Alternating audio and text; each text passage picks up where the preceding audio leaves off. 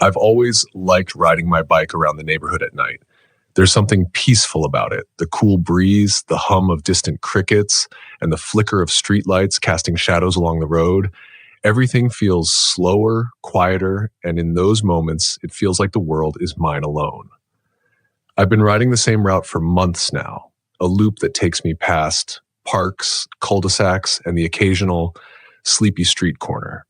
It's safe here, or at least I thought it was. The first time I saw the car, it barely registered. It was parked along the curb a few blocks away from my house, headlights off, just sitting there. I didn't pay much attention to it. After all, it wasn't uncommon to see a car or two on the road, even at this hour. I pedaled past it without a second thought, my mind focused on the night ahead. But something felt off. I couldn't place it at the time, just a nagging sensation that stuck with me as I turned the next corner.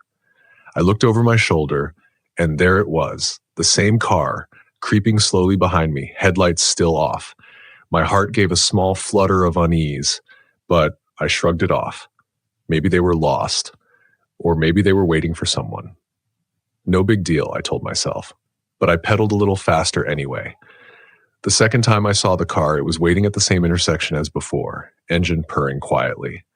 A black sedan, windows tinted too dark to see inside. I turned down a side street, thinking it was a coincidence. But when I glanced back, the car followed, matching my speed. That flutter of unease turned into a knot in my stomach. I told myself not to panic. It's just someone driving around, I thought, but I could feel the weight of those unseen eyes watching me, lurking just out of reach. I switched streets again, trying to shake the car, but every time I looked back, it was there, always following, always just far enough to stay out of reach. The streets were empty, not a soul in sight. It was just me, my bike, and that damn car. I tried to calm my racing thoughts, telling myself I was imagining things. But then the car did something strange. It turned off its headlights completely. Now it was nothing more than a shadow in the night, gliding along the pavement, silent and predatory. I gripped the handlebars tighter, the cold metal biting into my palms. My legs burned as I pedaled harder, trying to put as much distance between me and the car as possible. But no matter how fast I went, it stayed behind me, unrelenting. I veered down a narrow alleyway, hoping the car wouldn't be able to follow. For a brief moment, I felt a flicker of relief as I emerged onto the next street, but it didn't last long. As I turned to look behind me, I saw the car again, this time just a few feet away. It had somehow found me, slinking through the darkness like a predator hunting prey. My heart was pounding in my chest, each beat echoing in my ears like a drum. I knew I had to get away. I couldn't let this car follow me home. I took another sharp turn, nearly losing control of the bike, and headed toward the park at the end of the street. If I could just make it to the park, I could cut through the playground and lose the car for good. The park loomed ahead, shrouded in shadows, the swings swaying gently in the breeze. I pedaled harder, pushing myself to the limit, and darted into the narrow path that wound through the playground. For a moment, I thought I'd made it. I thought I was safe. But then, out of the corner of my eye, I saw the car again. It had somehow beaten me to the other side of the park, waiting at the entrance like it knew exactly where I'd be. My stomach dropped as I realized I wasn't dealing with just any driver. This was deliberate. This was a game, and I was the prey. I swerved off the path, tearing through the grass and onto the empty road beyond. My legs were on fire, my breath ragged, but I didn't stop. I couldn't stop. The car roared behind me, its engine revving louder now, headlights flickering back on as it bore down on me. I could see my street up ahead, just a few more blocks to go. If I could make it to my house, I'd be safe.